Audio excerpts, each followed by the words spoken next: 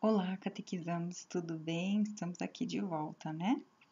Então, hoje o nosso segundo encontro é o 22º capítulo do livro, tá? Então, hoje nós vamos falar sobre o sacramento de cura.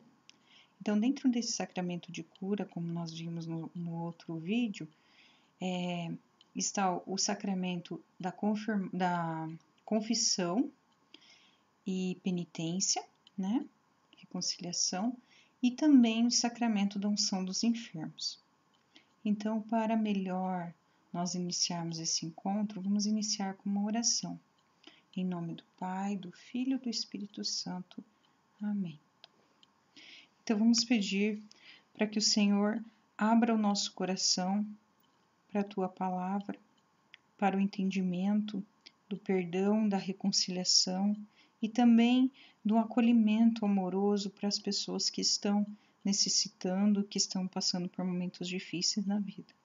Que nós consigamos compreender o que Deus quer nos dizer no dia de hoje. Amém. Então vamos dar início ao nosso encontro. Peguem lá a Bíblia de vocês, o livro, tá? Pausa o vídeo aí, corre lá pegar. Então procurem na Bíblia de vocês em Marcos, capítulo 5, versículo 25 a 34. Vamos lá? Alguns dias depois, Jesus entrou novamente em Cafarnaum e souberam que ele estava em casa. Reuniu-se uma tal multidão que não podiam encontrar lugar nem mesmo junto à porta. E ele os instruía. Trouxeram-lhe um paralítico carregado por 4 homens. Como não pudessem apresentá-lo por causa da multidão, descobriram o teto por cima do lugar onde Jesus se achava. E por uma abertura desceram o leito em que jazia o paralítico. Jesus, vendo-lhes a fé, disse ao paralítico: Filho, perdoados te são os pecados. Ora, estavam ali sentados alguns escribas que diziam uns aos outros: Como pode esse homem falar assim? Ele blasfema. Quem pode perdoar pecados senão Deus? Mas Jesus, penetrando logo com seu espírito nos seus íntimos pensamentos, disse-lhes: Por que pensais isto nos vossos corações? Que é mais fácil dizer ao paralítico: Os pecados te são perdoados? Ou dizer: Levanta-te, toma o teu leito e anda? Ora, para que conheçais o poder concedido ao Filho do Homem sobre a terra, disse ao paralítico, eu te ordeno, levanta-te, toma o teu leito e vai para casa. No mesmo instante, ele se levantou e, tomando o leito, foi-se embora à vista de todos. A multidão inteira encheu-se de profunda admiração e puseram-se a louvar a Deus, dizendo: Nunca vimos coisa semelhante. Palavra da salvação. Glória a vós, Senhor. Então, nós temos um texto aqui muito interessante, né? Jesus estava instruindo, estava falando com as pessoas, ensinando, né? E tinha muita gente ao redor ali. E ele estava em casa, provavelmente na casa de Pedro, né? Então, tinha um paralítico lá que eles queriam que Jesus curasse, mas como tinha muitas pessoas, não tinha como esse paralítico, como eles levarem esse paralítico até Jesus ali. Então eles tiveram a brilhante ideia de colocar o paralítico pelo telhado. Então aquelas casas que tinham na época de Jesus, algumas casas eram feitas com sapê, que é tipo uma palha em cima, né? E barro. Então, era um pouco mais fácil de remover aquele teto, né? Então, esses homens, eram 4 homens ali, retiraram o teto e colocaram o paralítico lá dentro da casa para ficar mais perto de Jesus. E Jesus, vendo a fé dessas pessoas, ele olhou para o paralítico e falou: Filho, teus pecados te são perdoados, né? Mas aí tinha algumas pessoas ali, que eram os escribas, que sempre queriam achar algum problema em Jesus. Então, eles estavam de olho em alguma coisa de de diferente que Jesus fazia para poder condenar Jesus, né? Então, eles olhando aquela cena ali, falaram assim, como que você pode falar assim? Só Deus perdoa, né? Está blasfemando? Então, Jesus disse, mas o que é mais fácil eu falar? Os teus pecados estão perdoados? Ou levanta-te, toma o teu leito e anda? Né? Eu acho que se a gente olhar para essa frase e ficar analisando, com certeza a gente vai achar que é mais fácil falar os pecados estão perdoados do que levanta-te, toma o teu leito e anda, né? Mas Jesus era Jesus, né? Então, ele falou para o paralítico, levanta-te, toma o teu leito e vai para casa. No mesmo instante, o que aconteceu? O paralítico levantou, ficou curado. Então, vocês lembram que no encontro do outro vídeo, nós estávamos falando sobre aquela mulher que sofria de hemorragia, né? E ela foi ao encontro de Jesus. O paralítico também queria ir ao encontro de Jesus, também queria a cura. Então, ó o desejo aí de receber a cura, né?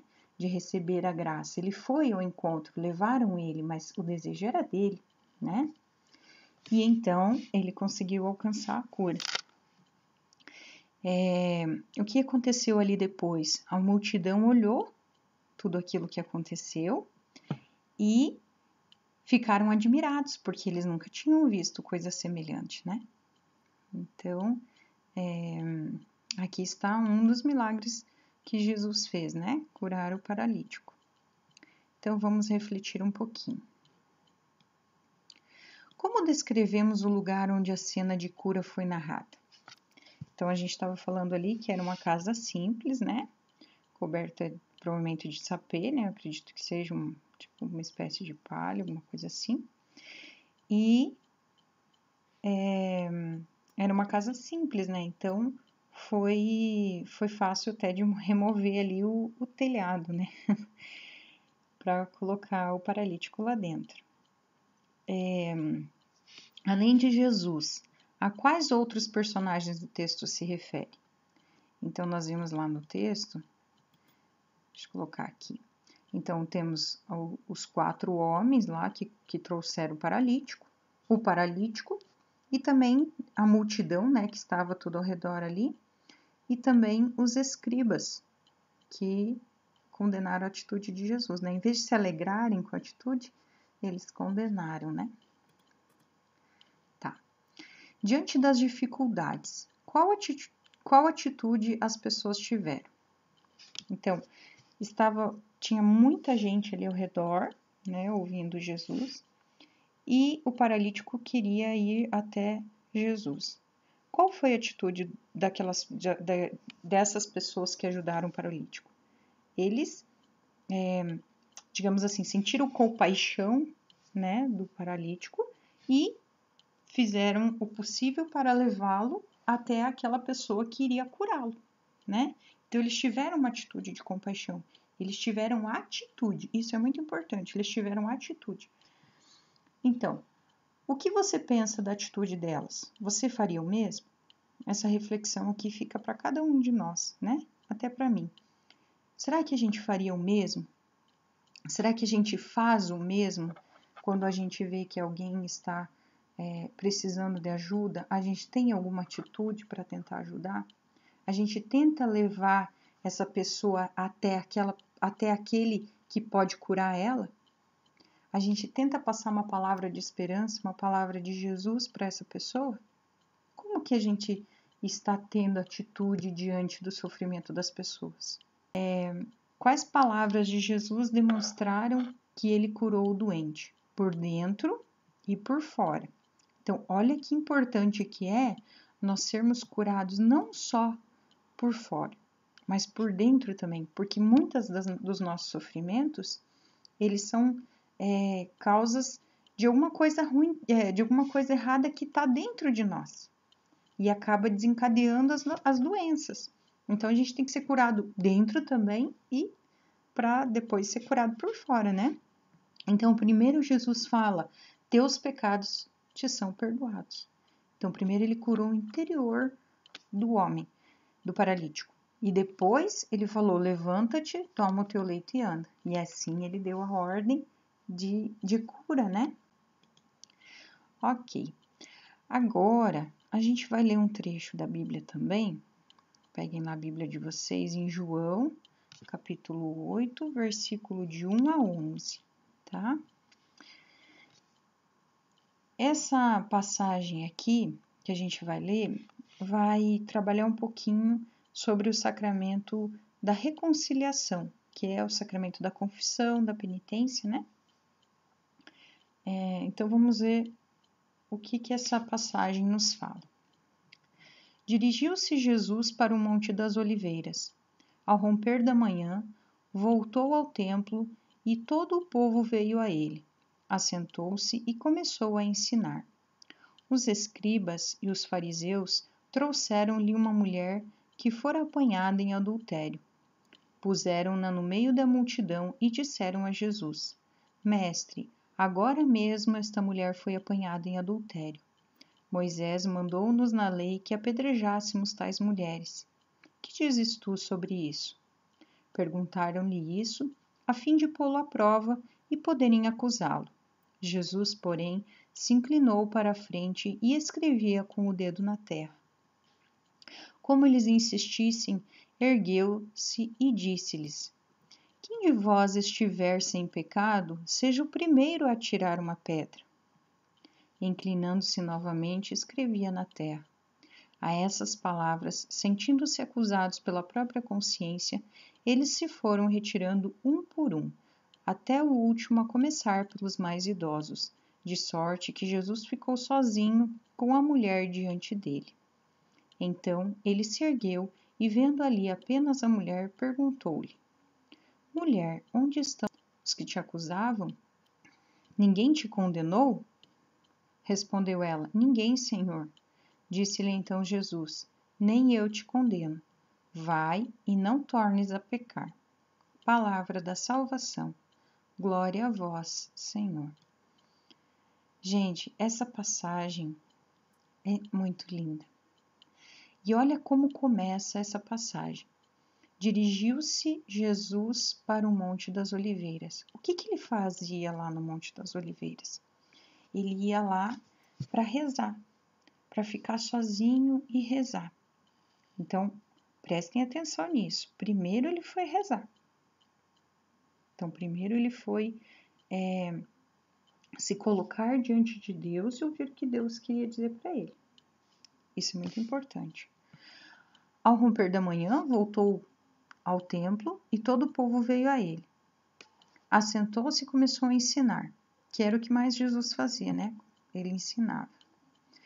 Aí quem que veio? Os escribas e os fariseus.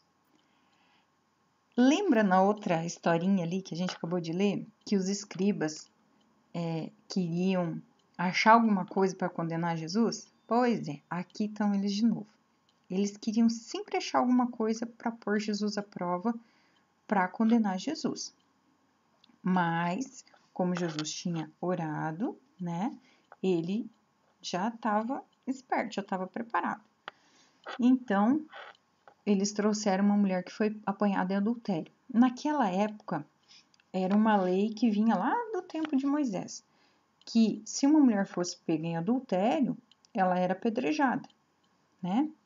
Mas olha o que Jesus nos ensina. Esse Jesus é maravilhoso mesmo, né? Ele falou, ele estava ali desenhando quietinho na terra, e aí eles perguntaram, falaram, o que tu dizes sobre isso? Questionaram, né? E aí Jesus, olha que sabedoria, ele falou, quem de vós estiver sem pecado, seja o primeiro a lhe atirar uma pedra. Será que outras pessoas teriam esse mesmo raciocínio que Jesus teve de fazer essa pergunta? Porque é uma pergunta que pega todo mundo de jeito, né? Quem de nós não tem pecado? Todos nós, infelizmente, pecamos, né? Mas todos nós somos imperfeitos e acabamos pecando. Então, dificilmente alguém, dificilmente não, certamente, ninguém iria tirar a pedra nela, né? Então, o que aconteceu? Um a um foi se retirando, né? Colocaram a mão na consciência e falaram, eu tenho pecado, então não posso tirar. O outro também. Então, foi ficando vazio. E, ó, Jesus, vendo tudo aquilo ali, ele perguntou para a mulher, aonde que estão aqueles que te acusavam, né? Ninguém te condenou? E aí, a mulher olhou ao redor e falou, não, Senhor, ninguém. Então, Jesus falou assim, então eu também não te condeno. Vai e não tornes a pecar. Então, Jesus, ele não falou simplesmente assim, ó, você está perdoada, mas pode voltar para a vida que você tinha antes. Não, ele falou, não tornes a pecar. Pelo menos não esse pecado que você estava cometendo. Mude de vida. É exatamente isso que Jesus quis dizer. Mude de vida. Ó, eu não te condeno. Você teve uma segunda chance. Então, mude de vida. Olha que linda que é essa passagem, né? É um exemplo para todos nós. Então, vamos lá. Vamos trabalhar os passos para uma boa confissão. Olha que legal. Eu adoro esse exemplo. Tá. Então, o primeiro passo para a gente fazer uma boa confissão é um exame de consciência. Então, vamos lá. O que é um exame de consciência? Todos nós temos a consciência, graças a Deus que temos a consciência, né? Então, a consciência, ela nos acusa se nós estamos fazendo alguma coisa errada. Então, vocês imaginem, ó, tem as figurinhas aqui do Pluto, que tem o diabinho aqui, e tem a figurinha do Pluto que tem o anjinho. Então, vocês imaginem assim, que vocês têm um anjinho do bem de um lado e um anjinho do mal do outro, né? E um vai querer ficar falando no teu ouvido coisas para você fazer de errado. E outro vai falar, não faça isso. Isso não é bom, isso não vai te levar para um bom caminho. Isso vai dar zica, não tenta. Então, sempre vai ter alguém te acusando e outro te incentivando. Então, o exame de consciência é isso. Ele vai te mostrar as coisas que você fez de errado. O que está te afastando de Deus? Entendeu? O que está em desarmonia da tua vida que está rompendo essa ligação que você tem com Deus? E aqui, ó, tem uma frasezinha que está lá em 1 Pedro, capítulo 3, versículo 11, que é: fuja do mal e pratique o bem. Por quê? Porque certamente, se você fugir do mal, você não vai se dar mal, né? Isso é lógico. Mas muita gente, mesmo assim, acaba indo para o caminho das coisas erradas. E aí lá para frente vai acabar se arrependendo, vai ter consequências. Então, vamos nos esforçar para fazer as coisas boas. Então, quando a gente for se preparar para uma boa confissão, a gente primeiro tem que fazer um exame de consciência. O que a gente está fazendo de errado? Quais as nossas atitudes que estão erradas que nós temos que melhorar? O primeiro passo é esse daí, tá? Depois que você reconheceu o que você está fazendo de errado, você vai pensar assim: eu estou arrependido de estar fazendo isso? É importante se arrepender. Porque se você não tem o arrependimento, você aceita que o que você está fazendo é errado e tudo bem. E não é assim, né? Então, você reza pedindo a Deus iluminação para que você consiga reconhecer quais são os seus erros e tenha um arrependimento, né? Então, se arrependeu, vamos para o próximo passo. Aí você tem que ter um propósito, porque antes de se confessar, você tem que pensar o seguinte: eu quero mudar, eu quero, vou me esforçar para tentar ser melhor, vou me esforçar para tentar não cometer mais esse pecado que está me separando de Deus, né? Então, vamos ter um propósito. Aqui, ó, essa figurinha eu achei que é bem correto, porque a gente tem vários caminhos, né? Quais caminhos? Qual caminho que a gente quer seguir? Eu escolho o caminho da luz. Muita gente quer escolher o caminho das trevas, o caminho que leva à escuridão. E aí lá para frente, às vezes não vai ter um encontro muito legal, né? Então, vamos procurar ter um propósito. O que a gente quer para a nossa vida? A gente quer procurar fazer as coisas certas? Ou a gente quer fazer a vida de qualquer jeito e depois eu resolvo? Tem que se pensar, porque às vezes não dá tempo, né? Então, beleza. Depois que a gente tem um propósito, aí a gente vai ao encontro da confissão. Jesus deu o poder aos sacerdotes de nos dar absolvição e também vai nos dar a penitência, né? Dependendo de qual pecado a gente cometeu, vamos supor, se foi um pecado que prejudicou alguém, provavelmente a gente vai ter que tentar reparar esse erro, né? Mas é o sacerdote que vai dar a penitência conforme for o nosso pecado, né? Ele que tem esse poder de nos dar a penitência, tá? E o sacramento da unção dos enfermos. Bom, então vocês viram, para fazer uma boa confissão, tem todos aqueles passos, né? E agora o sacramento da unção dos enfermos. Então vamos lá. O sacramento da unção dos enfermos, vocês lembram que eu falei que não necessariamente é para os doentes, né? Às vezes, se você for fazer uma cirurgia de risco, ou então você vai fazer uma viagem longa, você pode receber a unção dos enfermos, você pode pedir para o padre. Mas ele é um rito oficial de assistência aos doentes, tá? A igreja reconhece ele como um rito, uma bênção especial para os doentes nos momentos difíceis. Por quê? Porque é uma bênção que ela nos dá força, ela nos fortalece no momento difícil. Vamos supor, se é uma pessoa que ela está muito doente, ela não consegue nem falar direito, como que ela vai conseguir se confessar, né? E essa bênção, ela nos dá esse perdão dos nossos pecados e reconhece, né, que nós queremos a salvação. Então é uma bênção bem especial, sabe? Então vamos para a palavra? Peguem lá na Bíblia de vocês,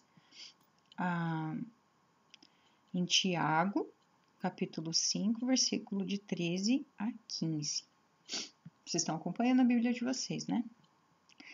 Falando nisso, sabe o que eu vou falar? Eu vou falar uma palavrinha-chave para ver se vocês estão prestando atenção nesse vídeo. E lá na tarefinha, vocês vão ter que colocar a palavra casca de laranja. Casca de laranja vai ser a palavrinha-chave que vai acusar que vocês estão prestando atenção e assistindo o vídeo inteirinho.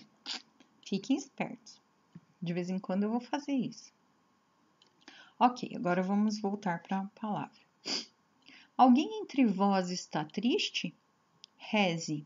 Está alegre? Cante. Está alguém enfermo? Chame os sacerdotes da igreja e estes façam oração sobre ele, ungindo-o com óleo em nome do Senhor. A oração da fé salvará o enfermo e o Senhor o restabelecerá. Se ele cometeu pecados, lhe serão perdoados. Palavra do Senhor. Graças a Deus. Então, olha que legal essa passagem, eu achei muito legal. Se você está triste, reze. Se está alegre, cante, louve. Louve que você está bem, né? Reze também, mas reze louvando que você está bem. E se alguém estiver enfermo, chame os sacerdotes da igreja, que eles vão fazer essa oração e vão ungir com o óleo em nome do Senhor. Então, olha só de onde que surgiu a unção dos enfermos. Está lá na palavra de Deus, né? A oração da fé salvará o enfermo e o Senhor o restabelecerá. Então, assim, a gente deseja a cura, mas a cura vai depender de Deus. Nós, às vezes, não entendemos quais são as vontades de Deus. de repente, a gente não recebeu a cura física, mas a gente recebeu a graça, né? Por exemplo, o meu pai, ele estava com câncer, né? E então, ele veio a falecer, ele não foi curado do câncer. Mas eu acredito muito que ele recebeu a graça, porque ele não ficou sofrendo aqui, sabe? Então, assim, ele era uma pessoa de muita oração. Então, ele recebeu essa graça de ir ao encontro de Deus, entende? Então, assim, a cura, ela não depende da gente. A gente reza, mas que seja feita a vontade de Deus, tá? Essa é a oração do Pai Nosso, né? Então, vamos lá. Então, lá no livro de vocês, na página 99, vocês vão fazer um exame de consciência proposto e vocês vão anotar no papel as respostas das perguntas. Aí depois vocês vão pedir perdão para Deus e vão se comprometer, assim que retornar às confissões nas igrejas, que vocês vão se confessar, tá bom? Porque vocês estão fazendo um exame de consciência aqui e um arrependimento, mas a confissão deve ser feita com o sacerdote. Depois, vocês podem rasgar o papel e jogar fora, tá bom? E aí, eu quero que vocês façam um resumo. Olha, pode ser um resumo bem assim, como se fosse um bate-papo. Você me contando o que você entendeu de tudo isso que a gente conversou nesse vídeo, tá? E aí eu vou perceber se você entendeu alguma coisa. Se não, acho que daí o problema tá comigo, né? Se você não entendeu. Então, faz esse resumo, tá? Desse encontro, das leituras, da palavra, das coisas que eu falei, tá? Do que vocês entenderam. Bem simples, não precisa de nada de firula. Façam bem simples. Aí vocês vão tirar foto e vão me mandar. Mas a letra tem que estar legível, senão eu não entendo nada, tá bom? Então, por favor. Se vocês fizerem bem feito, vocês vão fazer uma vez. Se vocês fizerem mal feito, vão fazer 2 vezes. Então, é melhor fazer bem feito e fazer uma vez só, né? Então, tá bom. Então, fiquem com Deus. Até o nosso próximo encontro, né? Semana que vem a gente manda outro vídeo para vocês. Então, beijo. Tchau, tchau.